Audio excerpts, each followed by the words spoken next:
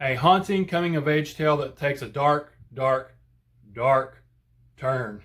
If that sounds like a book you are interested in, stick around after the intro.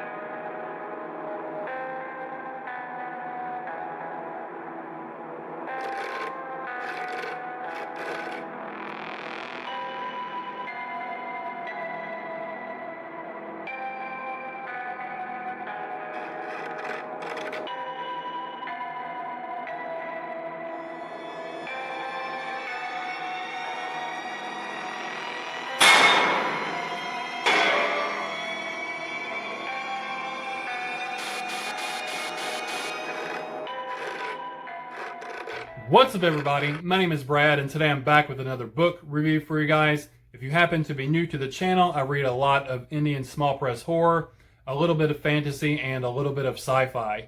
If that sounds like something you're interested in, please consider hitting the subscribe button down below. Check out some of the other content on the channel, and maybe you'll find something that you enjoy. But for today, like I said, we're here for a book review, and we're going to be talking about Scratches by Joshua Marsella. Joshua, me and him are buddies over on Twitter. He's a great guy. He's a supporter of my channel as well as other booktube channels, and just a great supporter of the horror community in general. So when he reached out to me and asked if I was interested in reading and reviewing, I was excited to do that, and I jumped at the opportunity to do so. So thank you, Joshua, for sending this along my way. I really appreciate it. For me, Scratches, it is something special for me. It did something that not a lot of books do, and that was it sort of had this aha type moment, this lightning strike, sort of crystal clear clarity type moment. This moment, finding the last puzzle piece and putting it all together.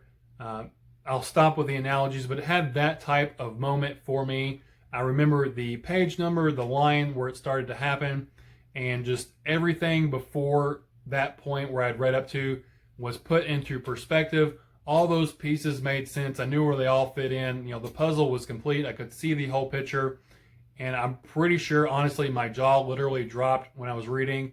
And, I was like, oh, it's going to happen. Oh, it happened. That's what happened. So I was super excited. And, that doesn't happen very often for me, where I have that almost epiphany, the light turning on type of moment. So that was exciting, and this will hold a special place in my heart because of that.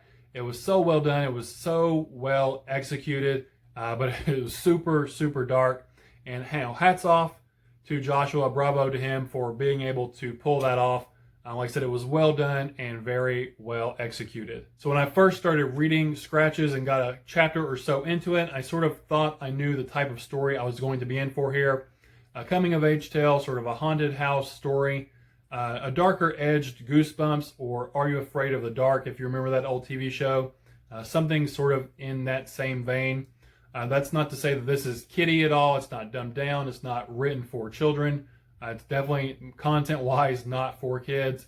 But it sort of had that sort of nostalgic, haunting feeling to it that was reminiscent of Goosebumps or Are You Afraid of the Dark for me.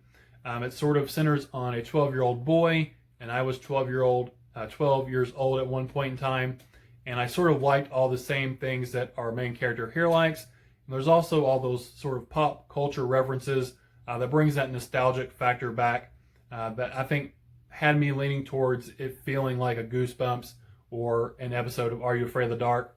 But this book, it takes a shocking turn into some super dark territory that I did not see coming in the least bit. I was completely caught off guard, completely unprepared. It was sort of like being told you're going for a hike and you end up getting there and you're actually going to be scaling a cliff face instead. I'm just completely and utterly not prepared for the darkness that occurred here. This sort of shocking revelation. I don't want to say it's a twist. It's not really a twist. Just a shocking revelation to the story. That I talked about earlier. It was that aha moment, but it was so well executed and so well done. I really loved that moment of the story, and just the utter darkness and disturbingness and shock value it brought to the story.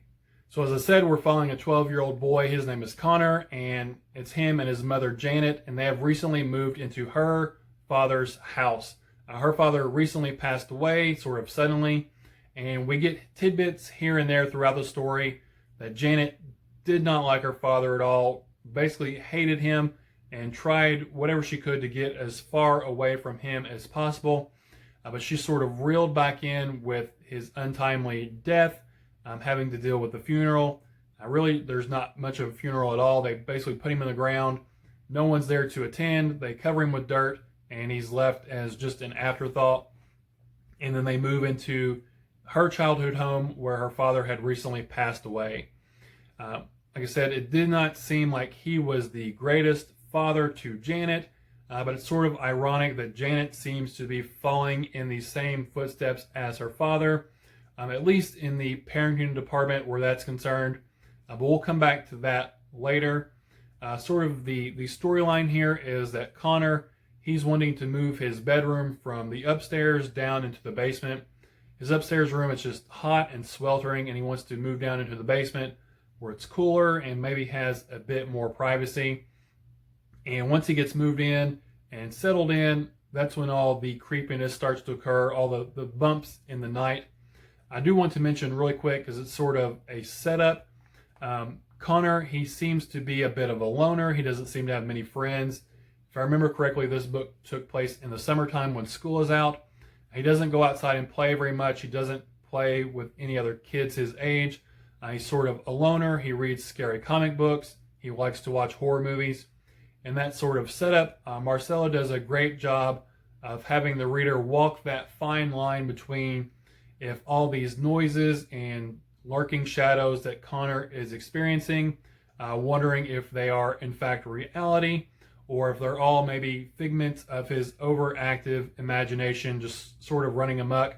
Maybe he's projecting what he's seen in these comics and watched in these movies into this new house, this sort of unfamiliar space, especially down in a dark, dank basement type area. But as the threat and the dangers of these lurking shadows in the basement become even more real to Connor, Marsella does a great job of ratcheting up the tension and the dread and just this menacing atmosphere as we hurtle on towards this shocking revelation towards the end of the book. Marsella does a great job with the atmosphere in the book. You can smell and feel that dark, dank basement. There's an attic scene that just drips with dread and atmosphere. That was my favorite scene in the book, that attic scene. It was really well done. The atmospheric elements that Marsella wove into the story here. Now, I think Marsella has the potential to become a must-read author for me, in my opinion, as long as he continues to write and hone his craft. I really, really enjoyed the story that he gave us here in Scratches, but that's not to say it's not with its flaws. There are a few typos here and there. Typos I can sort of let slide, but there are some sort of confusing changes in character perspective where a few times I did have to go back and read the prior paragraph to try to figure out whose mindset I was in. There's a few odd phrases here and there, but in saying that, in no way did any of those imperfections take away any of my enjoyment from the story. I was still thoroughly engaged in the story throughout the entire read. I'm not really sure what type of inner demons Marsella has lurking in his mind, but he totally brings some truly disturbing imagery to the page. He has the darkness factor down. He has the storytelling factor down already. He just needs to add some spit shine and some polish to his writing, and I think he will be an author who can go places in the future. Now, I want to go back for a minute and talk about the sort of strained relationship, maybe even a toxic relationship between Connor and his mother, Janet. As I said before, she is sort of following in the same footsteps as her father, at least in the parenting department where that's concerned. She's become a bit of an alcoholic. She's neglectful at best to Connor. Really, the only time she pays much attention at all to him is when she's wanting him to do something for her. grab a beer out of the fridge, bring her the TV remote, those kinds of things. But she does have these moments of clarity here and there where you can tell she does love and care about her son. But those moments, they're few and far between, and they're usually quickly wiped away with bouts of anger and rage. You can tell that Janet has this sort of metaphorical scar tissue built up, waiting to be broken open, the scab waiting to be ripped off. And a lot of that anger and rage stems from Connor being curious and asking questions about his grandfather who died, who he didn't know at all.